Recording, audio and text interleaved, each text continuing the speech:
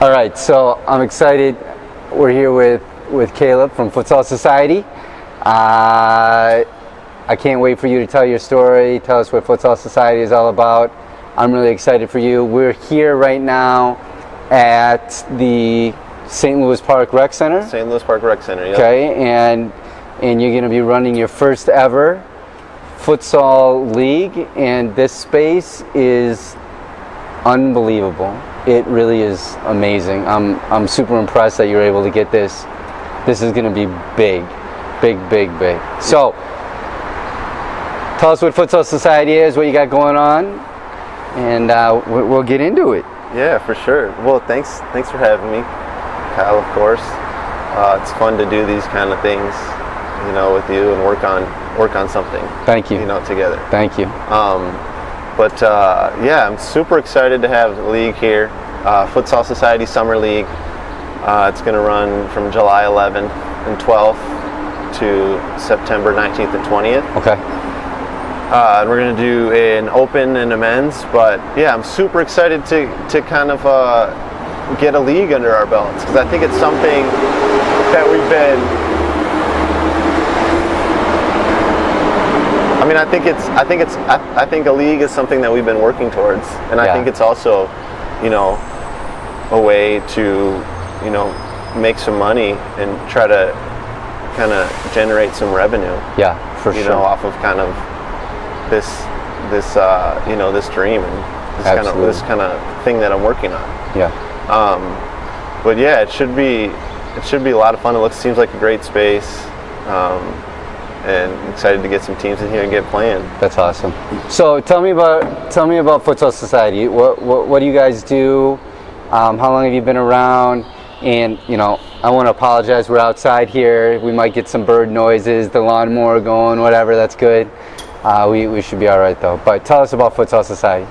Sure. So Futsal Society started 2 years ago in the summer, and it actually started before that. It started as a group of friends just playing pickup futsal on Thursdays at Whittier Community Center. Okay. And we had done this for a number of years, and then saw the potential and kind of the organizing power behind this. It was like a really good group of friends, almost like a club.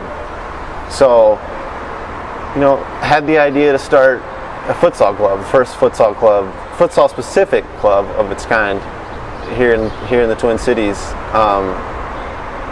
just based off of that, playing pickup with your friends. Futsal is accessible soccer.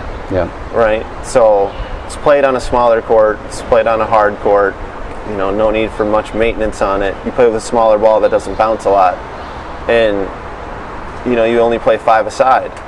So it is really accessible. It's almost as accessible as basketball is. Sure. And just with the popularity of soccer and just how kind of it's growing and kind of catching on slowly but surely, here in the United States, and also here locally in, the Twin Cities with Minnesota United and all the other kind of soccer work being done in the community.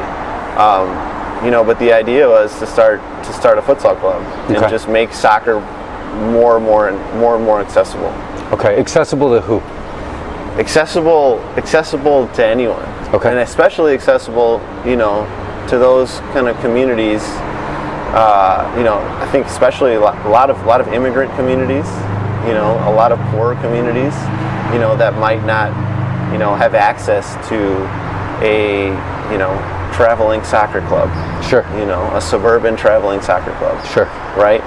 So, these are people who I think are overlooked a lot of times, and Absolutely. I think it's something that, and not only overlooked, like neglected. I feel like that's the part of our soccer community that we need to be like paying attention to. Oh my God! And like uplifting and showing off. Like to me, I want our kind of soccer culture not to be defined by a huge traveling suburban soccer tournament in Blaine. Yeah. Like no disrespect to Blaine. No. That's like a great thing, and ultimately overall a great thing. Yeah. But there's people who live, eat, and breathe this stuff. and it's just a part of their life. It's culture. And it's so rich. Oh God. It's like, it's so rich. And there's so much more to it. I'm with you 100%. So, you know, the organization that we have that is Like a Girl, and our whole campaign right now is the invisible pitch, because it's like you're saying, there's pockets of demographics all around the country that are invisible to the greater soccer population in this country. They're not known, right? And I think that with the men now, okay, so we're less than a month away from the World Cup. Yep. 2018. Yep. USA not there. Okay, when they lost to, was it Trinidad and Tobago? Yep. In October. Yep. Okay, the alarms went off.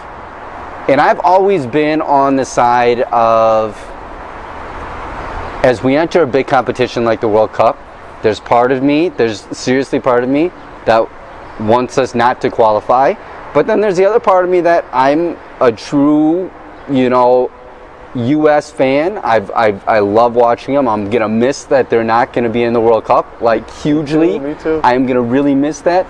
But the part of me that wanted them to not qualify, and now that it's happened, is because I know that the pay-to-play system that I think, and again, you're not calling out Blaine per se, you're calling out the system as a whole, I think, and correct me if I'm wrong, but the whole pay-to-play system in this country, which is the majority of suburban, affluent America, okay, is broken.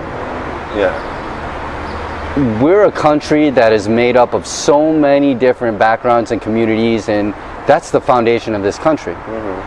When you look at soccer around the world, you talk about passion, its culture, like, communities eat, breathe, they sleep, everything, right? For sure. They love the game. It is a sole part of their life.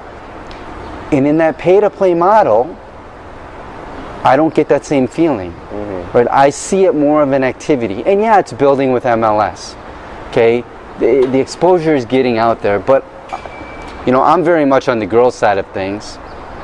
And I would say that a good chunk of the girls in that pay-to-play system don't sit around on a Saturday morning and watch Tottenham and Leicester play, or any teams in La Liga play. That's not what they do. And in these other cultures that you're talking about, the other demographics that you're talking about, boy, that's what they're doing, right? Because they love the game. They're so passionate about it. And so I'm with you, man. It definitely needs to be more accessible to everyone. And I think a large barrier of it is finances.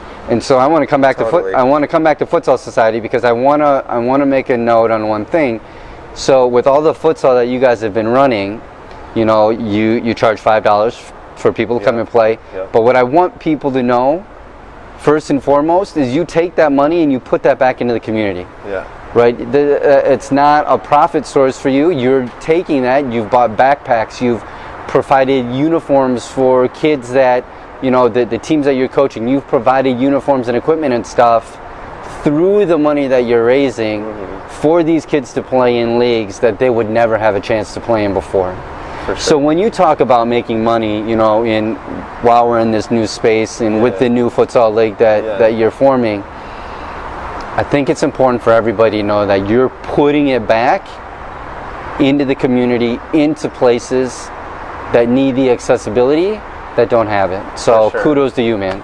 Thank you, Kyle, man. I mean, you know, you as well as anyone kind of know how delicate sometimes that balance can be, you know.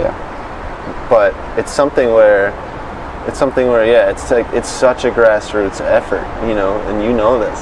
Giving rides to people, setting up, you know, tournaments, setting up opportunities for people to play, you know, whatever it may be. It's just like it's a grassroots thing. It is. You know, like to its core. It's like you got to work hard, and all the money that's coming in, any you know, any little amount of money that's coming in, you know, is being put back in, you know, for things. I love the idea, or, you know, I love the idea to, you know, host pickup soccer, you know, charge something reasonable, $5, Sure. you know, and then use that money raised after covering, you know, rental costs, you know, to throw 2 youth teams, you know, in a league. And it's just another opportunity for kids to play. And a lot of these kids don't have teams otherwise. They don't have a team. They're not getting driven all over, you know, Twin Cities Metro, even into Wisconsin to go play games. Wisconsin, Duluth. I mean, this whole this MYSA thing really blows me away. Like, for teams in the cities to drive to Duluth or like deep into Wisconsin to play a league game, it just doesn't make sense to me. No, it doesn't make sense to me. No. Yeah, there's opportunity here for that. But yeah, it's such. I mean, the idea. It's. I don't know. I feel like it's almost cliche to say, but it's a labor of love, you know, because it's just like I don't think twice about that. Yeah. You know what I'm saying? Yeah. Like, I don't think twice about it. And I think that's what's great about you, because I think what gets overlooked at times is, you know, when you look at coaching in general, when you look at even parenting in the realm of sports, I think what gets overlooked is like everybody should be in it for the kids. You're 100% all in for the best interest of the kids. Yeah. Okay? Too many times I see with coaching, the best interest is for the wins. Mm-hmm. I'm not discounting winning. Yeah. Not at all. When we all step on the field, everybody wants to win. When we play in a tournament, when we play in a league, everybody wants to win, and I'm not discounting that one bit.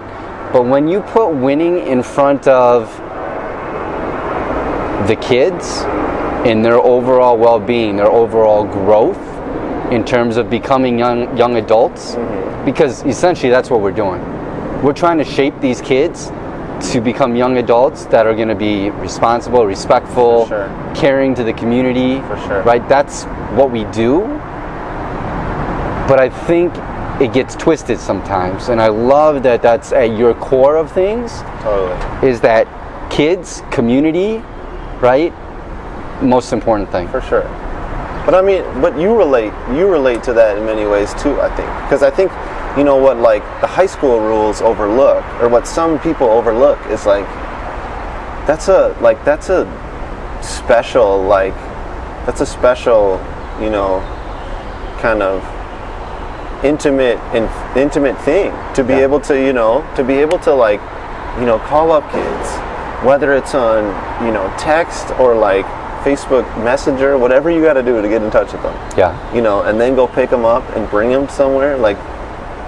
Yeah. And to play, to offer them something up that they wouldn't have, like, and that's a special thing. It you is. know, and that's not something to be overlooked. Yeah. You know. You're right, and I think that, you know, high school itself, that, and this is a whole nother topic, right? You have all the academy teams now, ECNL, academy, where kids are having to choose between playing high school ball or high level, well, you know, air quotes, high level, ECNL academy ball. And I think that's a terrible, terrible thing too. Like, people are looking down on the value of high school athletics within soccer. Yeah. Right? And there's this perception that if you want to get to the next level, you have to play ECNL. Yeah. You have to play academy, and their seasons conflict with high school. There's so much with high school that I think both you and I believe about, with like community.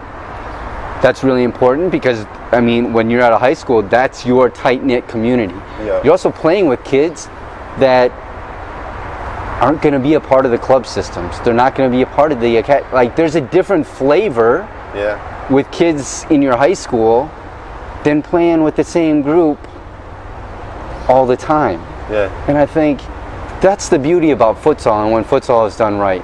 Yeah. And I love that you're doing futsal, is that there's a flavor there There's a free-flowing play of the game. There's a creative side of the game that I will hands down say you will not get in ECNL or academy soccer. You won't. You don't get that flavor. And then you bring in the different communities that you're bringing in.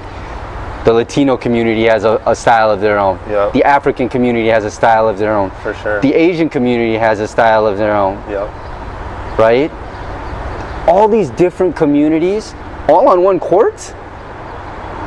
That's powerful.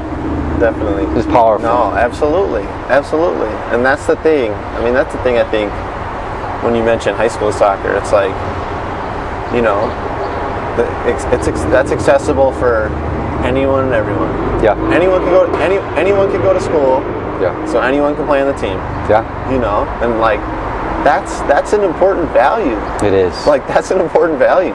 It is. You know, and just like in more broad terms, like let's work to include everybody. Yeah. You know, like let's not make this like this separate kind of exclusive club. Yeah. You know, For sure. Like as like the baseline. That shouldn't be the baseline. No. You know, the baseline should be, you know, accessible soccer, futsal. Yeah. You know, for anyone. 100%. You know. The other thing about high school is like there's a sense of pride, I think. Okay, Definitely. so if you're playing for your school, there's a sense of pride in what you're playing for. I know within the St. Paul City Conference, I think it's probably the most underrated conference in the cities. Yeah. Okay, because quite frankly, nobody knows about Humboldt or Washington or Como Park. Yeah. Or Harding. But I've been in the St. Paul system for a good 6 years now, and this is more on the guys' side. The girls' side is starting to come up a bit, but on the guys' side, it literally is, you won't know who's going to win a game. There's no favorite. Yeah. Like if Highland is going into Central, there's no like given story that Central is going to win that game. Yeah. And that goes across the board for all of the teams in St. Paul. But what that does is there's really that sense of pride. And you have kids in these communities that go to different schools. So like in the Karen community, Yeah. you got Karen kids that go to Wash, Humboldt, Como. They all know each other. But now you have Washington playing against Como. You want your school, you want to be able to walk around your community and be like, we got you. We got you Bragging not rights. once, but twice. Yeah. You know what I mean? There's bragging rights, exactly. Definitely. And I think that's a component that's overlooked. And that's not just within St. Paul. I know within all of the city conferences, suburban as well, there's that sense of pride. And I think that's what gets overlooked when you start, you know, taking kids out of the high school system to put them in ECNL and in academy. Yeah. What is ECNL? It's on the girls. It's the highest level on the girls' side. I see. Yeah. Okay. Yeah. Yeah, for sure. No, I look back on my high school, playing high school, and I love playing for my school. It was great, right? You know, yeah. Yeah, it was great. You know, and it's like, there's one thing, it's one thing to play for your club, but that's like playing for your country. It's like, there's so much more. Even that kind of comparison. For sure. That's a great analogy. Yeah, you know, even that comparison to pro players, to Cristiano Ronaldo. It's a great analogy. Yeah. Yeah, it is. So tell me what the future holds for Futsal Society. What are the things that you're looking to do and build within the Twin Cities community? For sure. So, I mean, I guess kind of immediate things happening is we're going to have our first league this summer, which I'm super excited about. Yeah. I think that's something that I've been working towards and we've been wanting to do. Yeah. So, you know, to make it happen is a challenge, but I think a great next step.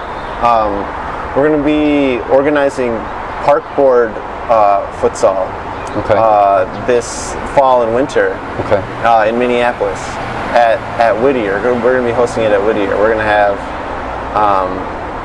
youth and adult open. Really? In men's, yeah. That's exciting. Leagues. Yeah, I'm super excited. On Saturdays and Saturdays and Sundays coming up starting in the fall. So you can do leagues at Whittier. We're gonna do leagues at Whittier too. Holy crap, man! Good for you. Yeah, so I'm excited about that. Still trying to work on this, getting this, futsal court, built at, Central Gym Park in South Minneapolis. Okay. Still working on that. I think. And is that outside or inside? It's outside. Okay. It's outside. So yeah. Tell me your vision for that. Yeah, the vision for that is just to have the first futsal court, of its kind, built in, or public futsal court of its kind, built in the Twin Cities. Like, I think that'd be huge, and I think it just be a way to, offer more accessible soccer. Yeah. Especially to that community there. For sure. That's where we played in our leagues. There's a huge immigrant population, a Latino and African immigrant population there that would use that thing every waking second. I'm sure of it. Okay, so here's my message to the Parks Board, to Minneapolis Parks and Rec, to St. Paul Parks and Rec, to any Parks and Rec in this country, to be honest with you. Your whole goal is to create spaces that people are going to use. At the end of the day, like, that's what you do as a Parks and Rec thing. Yeah. So if you are bringing in an idea that's gonna bring people and community to a space and utilize it on a large scale, what the hell? I mean, it just makes so much sense to me, and there's spaces like that all around the cities. There's unused, untapped spaces all around the cities in a lot of these immigrant and refugee communities that would flat out get used day in, day out. Because when we talk about accessibility, right, if you put them in a community where the community is there, it's walkable, it's bikeable, it's easily accessible. Yeah. That's what Parks and Rec is supposed to do. You don't have to drive 45 minutes in rush hour to a club to play soccer, to play futsal. Right. So you build these courts for the communities. It's all good. Yeah, definitely. That's the idea. Good. That's the idea. It's seemingly harder than it should be. Expand on that a bit, because I don't think, and I'm going to touch on some of the business aspects of this, not just the court, but starting your own business and stuff. Yeah. In a bit, but touch on that a bit, because people don't realize how hard it is to get some of this stuff done. For sure. I mean, I think more so than anything, it's and we've talked about this before. I think it's presenting a new idea. Sure. That's never been done before. Yeah. Or like a new model. Yeah. A new model. A new way of looking at something. Sure. And that's always hard. That's hard. It's hard to get that across if you're anyone. But it's also hard to get that, across if you're kind of new on the scene. Oh yeah. It's like, who are you? Time's harder. Time's harder.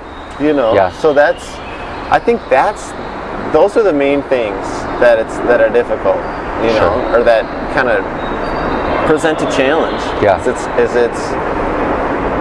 you're trying to present a new idea. Yeah. People don't like change. Yeah. Change is different. It mixes things up. It does. But change is good, man. Change is huge. It's the world is changing. All the time. The world is changing. All the time. And people, businesses have to adapt and have to change with it. Right.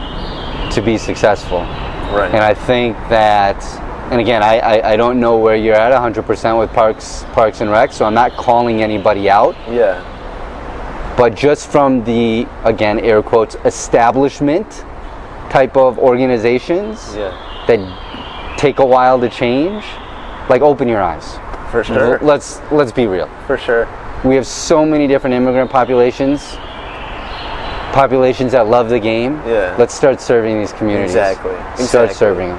I mean, and that's kind of we've spoken about this before, but that's kind of a good segue into, kind of a, more, down the line goal for us. But to have a community center, a space, but based around, futsal. Oh God, that's a dream. Based around soccer. Yeah. It's like, there's all these, like, Minneapolis and St. Paul, I think, do a great job of having all these these rec centers and these parks and these community centers. Like, I think, when you look across the nation, like, we do a great job of that. We do. But the thing is it's like, why can't we cater these places for who gets use out of them? Who's in that community? It's like, who's in the community? Who's in the central neighborhood community at Green Central? It's like, it's 75% immigrant population. Yeah. And what do they like to do? Like, that should be the first question that they're asking there. Exactly. What is it that? And ask the community. Right. What are you guys interested in? Right. Do you like futsal? Do you like tennis? Do you like horseback riding? Whatever. Yeah. But ask the community. For sure. Get that feedback. And have it reflect. Have the space reflect, like, the neighborhood. Absolutely. And the community. It's like... Absolutely. Because guess what? One, you're serving the community. But two, when you bring something in like futsal, you're going to bring in people that are outside of the community now into this community. Because people like futsal. And if it's the first ever futsal space, you're going to bring people in. For sure.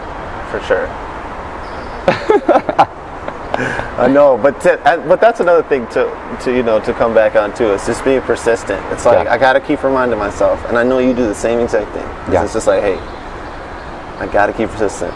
Yeah. If I'm not trying to get this done, who is? So from a business standpoint, this is the other thing I want to touch on that I don't think people fully understand, and I want to put it out there, is that, especially so you, Futsal Society, me, Like a Girl, nonprofit organizations, we put as much back in to the community and the programming as possible, right? But I mean, you have to make a living. Yeah, I have to make a living. That's right? The but. You have to make a living. I have to make a living. The other people in Like a Girl have to make a living, because guess what? If we can't make a living doing this, this is going to go away. If you had to commit 8 to 10 hours a day at a job that wasn't Futsal Society, that limits what you can do for Futsal Society. So, yes, I mean, I commend you 100% for putting all the funds that you're putting back into the programming. Yeah. Because again, that's what you're about. Yeah. But I want people to know that the people that start these things, it's not easy. It's super difficult, and we have to make a living. We're not trying to make $1 million ourselves. Right? That's not the point of this. But we have to make a living, and I want to put that out there for people that it's a business. One, running your own business, it's a lot of work. It is so much work. You're doing the grind. You're up early in the morning. You're up late at night. You're driving kids. You're getting equipment. There's like so much involved in it that I don't think people see that side of things, right? No, totally. And so I think it's important that people just know how much work it is to do something like this. And when you put the nonprofit sticker or the nonprofit label on it, I think it makes it more difficult for people like you and me to really try to get this thing going, because there's perceptions and expectations of what a nonprofit is that is out there in society, and you got to make a living to keep it going. For sure. And that's it's tricky. That's the tricky part about it. For sure. But I think staying persistent and consistent, I feel like, are two of my main goals. Because I gotta think that if I stay consistent and stay persistent with what I'm working on, that at some point that effort and those efforts are going to be recognized. Yes. You know what I'm saying? Yeah. And I think recognize to the point where you start, getting some sort of income from what you're doing. Yeah. Right now, that's not the case. Right. You know what I'm saying? Oh yeah. That's not the case. I know 100% what you're saying. But I mean, I think that's the goal. But I think, say like, stepping back and say, if in 2, not if in 2 years, when in 2 years I'm doing this, I believe that, if I stay consistent and persistent, I'm going to be recognized for this work that I'm doing. And that's just that confidence that kind of goes with it. You got to have that, I feel like. Absolutely. And it's a long-term goal. Like any successful business, any person in business will tell you that if you're looking for short-term success, immediate success, it ain't gonna happen. Yep. Right? And the whole reason why I named this thing The Journey is because it's truly a journey. It doesn't happen overnight. It doesn't happen in a year. Right? It's a long-term process of things, and you have to be ready to do the grind and to be persistent and consistent, just like you're saying. When you talk about getting that recognition, from an outside perspective, I think there's big things that you've done. When I've seen pictures of the backpacks that you've gotten for kids to go to school that don't have the funds to get the backpacks. When I've seen that you've been able to buy uniforms for teams, create teams, put the teams in a league that you had to pay for with that money that you raised.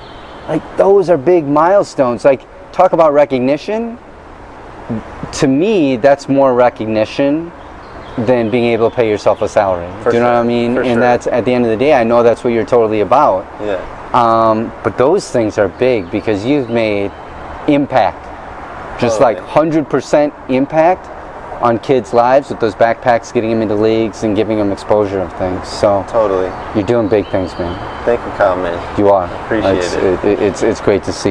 And I love futsal. Like a girl, we've built everything around futsal. Totally. I've done futsal for the last, literally it's been pickup futsal for the last 8, 9, 10 years. That's awesome. And quite frankly, I've seen the best development of kids through pickup futsal. For sure. Like I'm being real, and there's some things that you have to control a bit in terms of who's playing sometimes. I mean, I know you organize open futsal. Yeah. It can get chaotic at times because there's times when I'm sure you're at Whittier Gym, you got 50 people there lined up ready to go. Yeah. And it's like managing all of that is tough. And then when you look at it from the development side, you just want people to play because when they're playing, they're getting better. Totally. Right? And so there's a whole side of management that's tricky on things. But boy, development through just pure pickup. I've seen kids get better, adults get better, and have more fun doing it. Yeah. I think that's a big thing too. Oh, totally. I think that's a really big thing. Totally. As I've talked to a number of current college players, former college players, both men and women, they tell me a ton that they've lost the love of the game. For sure. I have this great quote from a player, and I'm not going to name names, but they messaged me and said, I just want to thank you for letting me come out to play. I had a tough college season where I was questioning why I was playing, and coming out to play futsal again reminded me why I love the game. That meant so much to me. Yeah. That meant so much to me. And I know that futsal and your pickup style of play, that's what those things foster. No, totally. That's a great. I'm sure that was great to hear. It's moving. But it's yeah. I mean, I think to me, playing pickup. I think pickup anything is a sport in its purest form. It is. But like pickup futsal, like you need a ball. You split up teams. Yeah. And you just play. Yeah. Just playing. Like if you can, and that's fun. Like that's fun. And if you can just do, if you can play and just learn to love the game, you're set. Absolutely. So I look set. back. I look back at my childhood and me growing up, now being 43. Me growing up as a kid, we played much more pick up everything than kids do these days. So Absolutely. during the summer, we would do pick up soccer in my backyard and pick up baseball. We would do pick up football in the fall because it was football season, and pick up street hockey in the winter. And what I always remember from those days is like when I was doing pick up baseball and I was the outfielder, I wanted to be an outfielder. It's not a glamorous position. It's not like shortstop or anything. Yeah. I wanted to be an outfielder because I wanted to be Kirby Puckett, robbing robbing a home run, stealing it over the fence from somebody. Yeah. That's the only reason why I wanted to play outfield, because I had the idol of Kirby Puckett in my head. That's who I wanted to be when I played baseball. Mm-hmm. For kids that play soccer, the ones that love it, the ones that are ingrained and are really passionate about it, the ones that are playing pickup, they're the Ronaldos, the Messis, for me it would be David Silva. But they have their favorite player that they're trying to emulate. Yeah. Right? And so when you talk about all this organized stuff right now, the club stuff, I would bet you that when somebody's at club practice, they're not out there pretending like they're this player or that player. They're out there standing in a line, waiting their turn. The thought of them dreaming of robbing a home run or scoring an amazing goal or whatever, doing a no-look pass in basketball. I mean, this goes across all sports. Don't get me wrong. Like, I think you're 100% right. Pickup brings out, in any sport, the real in the game. Definitely. And it's something that's missing in certain aspects of our culture. I don't want to say that it's gone, right? Because in the communities that we work with, pickup is very prevalent. Mm-hmm. It's there. Mm-hmm. They do it all the time. Mm-hmm. It's not being seen. When mainstream America is saying everything is overcoached, everything is overorganized, we've lost pickup in this country. No. We haven't lost pickup. We're just not looking in the right areas where pickup is actually being played. For sure. For sure.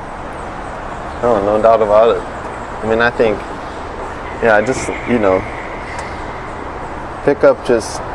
pickup, you can't help.